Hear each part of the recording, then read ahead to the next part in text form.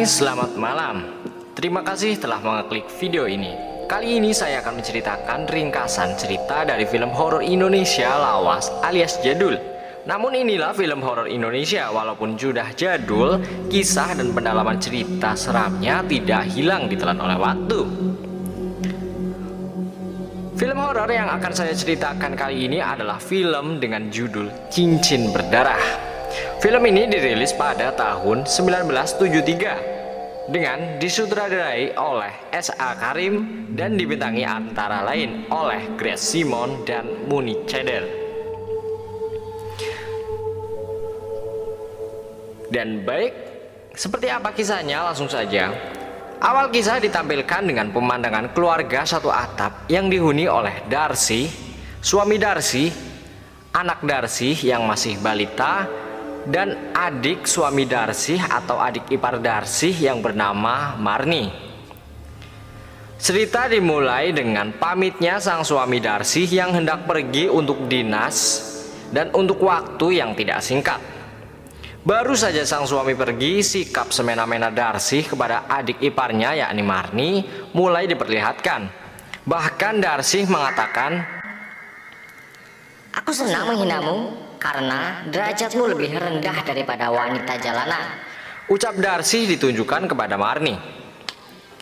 Darsi ini tak peduli meskipun ia punya anak dan suami, tapi saat kepergian sang suami di luar kota sedang dinas, membuatnya leluasa berselingkuh dengan Kosim tetangganya. Satu ketika Darsi dan Kosim melakukan hubungan intim di rumah Darsi. Karena mereka merasa terganggu dengan tangisan sang anak, mereka memutuskan untuk pindah tempat. Namun tiba-tiba saja Marni dari kamar sebelah mendengar tangisan anak Darsi, yang tangisannya itu membuat Marni segera bergegas menuju kamar Darsi. Ada apa kiranya? Ada apa gerangan? Dan ketika Marni sudah berada di kamar Darsi, yang Marni lihat sekarang adalah bayi malang sendirian dan dia menangis karena kakinya digigit oleh tikus. Menyadari bahwa Darsi tidak ada di kamarnya, Marni bergegas mencari keberadaan Darsi. Dan inilah cikal bakal kematian si Marni. Marni yang saat itu memergoki Darsi dengan Kosim, kemudian mengancam Darsi ini akan melaporkan kepada Kak Sarmin atau suami si Darsi. Karena takut perbuatannya terdengar oleh warga atau si sang suami, Darsi bersama Kosim bekerja sama membunuh Marni malam itu juga. Dan dengan cara yang cukup sadis, yakni dengan memasukkan ular berbisa ke dalam dubur si Marni. Esoknya Darsi menemui Pak Basir. Darsi ini ingin agar mayat Marni secepatnya dimandikan dan dikubur. Pak Basir awalnya ragu karena dia kan biasanya memandikan mayat laki-laki.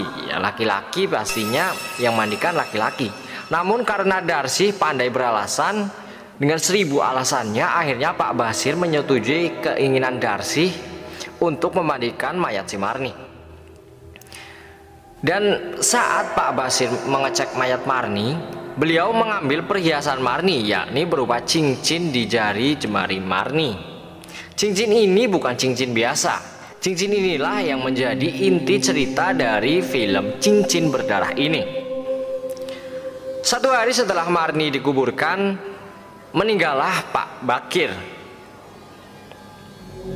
Dan begitu juga seterusnya bagi siapapun yang berusaha untuk memiliki cincin Marni ini akan mendapatkan teror-teror aneh, seram, termasuk juga bertemu wanita baik yang tidak lain adalah jelmaan arwah Marni, seperti yang dialami oleh dukun yang disuruh Darsi untuk menangkap hantu Marni. Malahan si dukun ini menjadi sakit-sakitan. Selanjutnya adalah malam teror kepada Darsi dan Kosim. Marni datang dengan kaki terseok dan memanggil-manggil nama Kosim. Kematian Darsi sebenarnya dikarenakan Darsi muncul tiba-tiba di hadapan Kosim, dan itu mengagetkan Kosim yang sedang dalam keadaan mabok, mengira bahwa itu adalah hantu Marni. Seketika Kosim refleks langsung memukulnya dengan senter yang ia pegang. Darsi pun mengalami pendarahan di bagian kening dan meninggal. Selang beberapa detik, Qasim dibuntuti hantu Marni. Qasim yang ketakutan kemudian terus berlari tanpa arah hingga menjelang pagi. Nggak tahu ceritanya, tiba-tiba pagi itu dia dikejar-kejar anjing. Sampailah ke suatu sungai. Dia berjalan tanpa sehelai benang pun. Sampai akhirnya dia menemukan sebuah sarung yang ada di sungai. Nah, ajal Qasim ini cukup ngeri namun lucu juga. Qasim yang sedang buang air kecil di sungai kemudian dipatok itu punya kemaluan dengan si ular.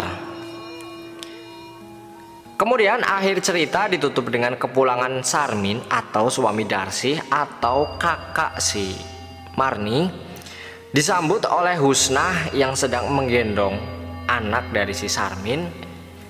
Husnah ini adalah saudara sepupu Sarmin yang kebetulan sangat mirip dengan Marni. Barulah kemudian diceritakan semua kejadian yang telah terjadi pada keluarga Sarmin saat Sarmin tidak ada di rumah.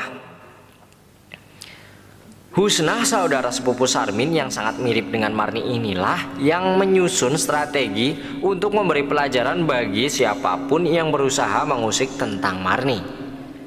Dan menjaga cincin itu karena cincin itu adalah diketahui bahwa cincin keturunan.